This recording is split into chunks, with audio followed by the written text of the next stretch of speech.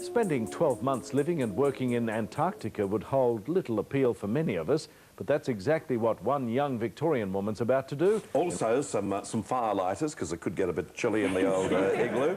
Ladies and gentlemen, could you please welcome Rachael Robertson. To be chosen by the Australian government to lead an expedition to Antarctica was a real honour. What I know now that I didn't know then, they don't have an interview for the role of station leader. They have a week-long boot camp. It was here at our fire training in Hobart before we'd even left for Antarctica. And we're on our hands and knees in this smoke-filled shipping container. And it was real smoke, real flames, pitch black. We had to crawl through the dark with an oxygen tank on our back and breathing apparatus.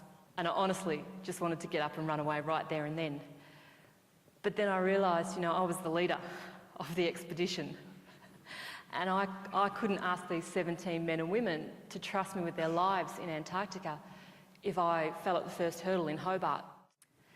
And this is home. This is where we lived for 12 months. Davis. I'm not an explorer. I'm not an adventurer. I'm not Kay Cotty. I'm not Jessica Watson. I'm not climbing Everest like Bridget Muir. Actually, I'm more Bridget Jones than Bridget Muir. You physically can't get out of Antarctica in winter. It's impossible. One of the challenges for me as the leader was bringing together a very diverse group of people and getting them functioning as a team. We had to at least work together, because our lives depended on it. The sexual tension was so big, but so unspoken, like an elephant in the room.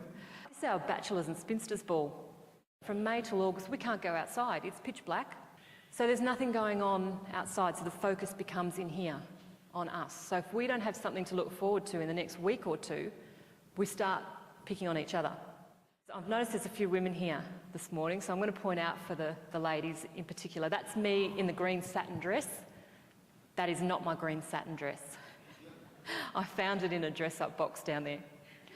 I just wouldn't want a single one of you walking out of here thinking, why would that woman pack a green satin dress to go to Antarctica? But it really came home to me that my behaviour was being scrutinised in a way that I hadn't even imagined, hadn't even entered my head. And things I was doing and saying and where I sat for meals was being watched and interpreted.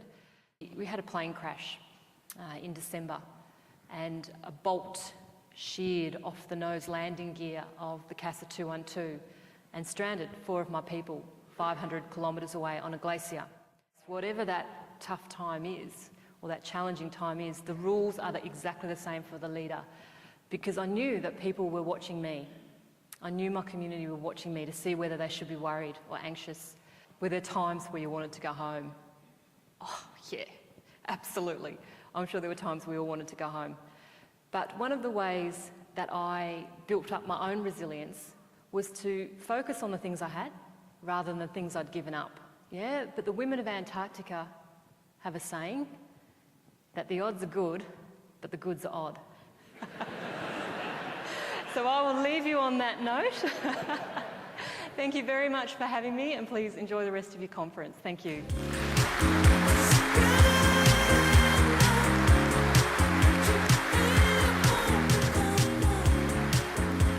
I thought it was inspirational.